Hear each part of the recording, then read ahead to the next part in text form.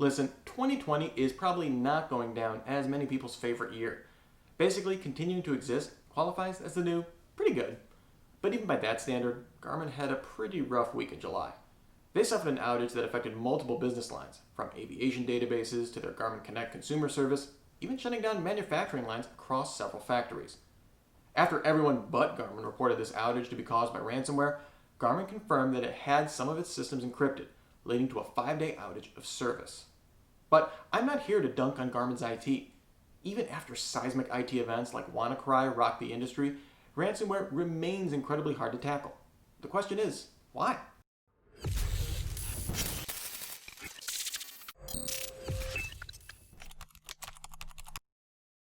So today, I wanted to talk about 3 things that make ransomware so challenging for IT. Essentially, all of these get to the fact that ransomware seems to strike at the fault lines within organizations, leading to inefficiency and an ultimate lack of ownership. Number 1 is, when does ransomware become a disaster? This isn't just a question exclusive to dealing with ransomware. It's something that's imperative for any organization's DR strategy. But it's particularly acute for ransomware. Often in disaster recovery, declaring a disaster is a fairly simple distinction. Backhoe dug up the power lines to your data center? Disaster! Flash flood put your main office underwater? Disaster! 2 Kryptonians who've gained superpowers thanks to the yellow sun of our solar system battling for dominion of the Earth with a seeming complete disregard for human life and property destruction that are ripping through your corporate campus?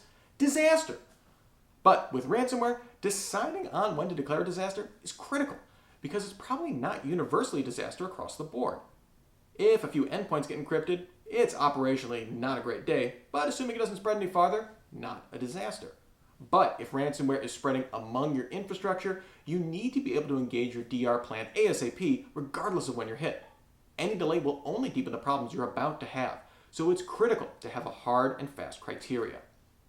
This leads into the second thing that makes ransomware so tricky. It really does challenge the traditional siloed nature of IT. When we started seeing an uptick in ransomware attacks in the mid-2010s, there was basic disagreement over what kind of a problem it even was. Depending on who you were asking, it was a security issue, a storage issue, a networking issue, a business continuity issue, a disaster recovery issue, a data management issue. Heck, someone even probably threw the cleaning staff under the bus once or twice. And the truth is, it was hard to agree on what kind of an issue ransomware actually was because it did fall across all of those lines. Maybe not the cleaning staff. Prevention required communication between things like security and storage teams to set up monitoring on a ton of sudden write requests on usually cold data. Business continuity is increasingly being seen as something that needs to work hand in hand with disaster recovery teams when it comes to ransomware recovery. And mitigation really does require a holistic view of your IT infrastructure that's often just sorely lacking. This is where I see Garmin having its biggest issues. We'll probably never know what their IT staff went through during the attack, but we can clearly see that their business continuity plans were not connected with whatever ransomware strategy they had in place. Instead, we had a stony wall of silence that only made the situation seem worse for the company. And the number 3 thing that makes ransomware so challenging is related to that. It's the stigma that's attached to it. Let's face it, in most other DR scenarios, organizations are more likely to be open about talking about what it was that caused it, what they did while it was happening, and give a debrief after it's over. That's because if a tornado tears through your town, no one's blaming the organization for being there. Because ransomware is a man-made attack, organizations are naturally a lot more cagey to talk about it. Which isn't to say that we shouldn't be critical of those organizations that are blatantly unprepared to meet the challenges of ransomware.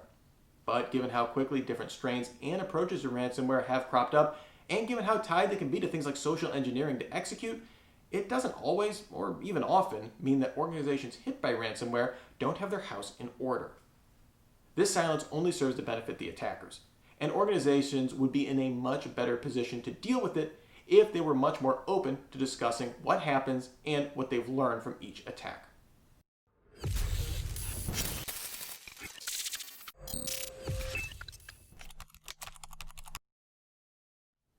Hey, that's just about it for this episode of Checksum.